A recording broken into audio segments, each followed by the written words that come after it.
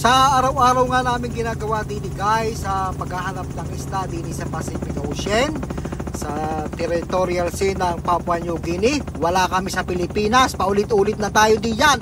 Huwag kayong makulit ha, nagagalit ng inyong kasimahang isang Batanggin nyo. Ayan, napaka-seryoso ng ating pagkakataong yan, dahil pagka nagkamali ka, katakot-takot na sermon ang aabutin mo sa akin, Boy Hilo 2. Joke lang guys, pero yun po ang totoo. Kailangan natin bigyan siya ng matinding mga advice, pagtuturo sa pagpapalipad, diskarte, para sa ganon ay matuto at maging safe pilot, para makonsider dito sa pangingisda natin, matanggap siya ng kumpanya kapag na-release natin guys. So ganyan po ang mga proseso na ginagawa ko sa aking mga estudyante, at masusing pag-aaral din at pag-analyze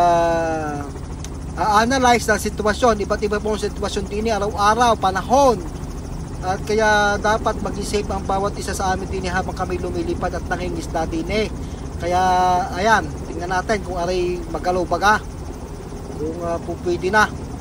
Kailangan pa talaga kasi sa pagpapalipad ka, sa pagpapalipad, continuous learning yan guys, continuous learning. Kailangan matuto talaga at magawa ang tama. Salamat po, si Mang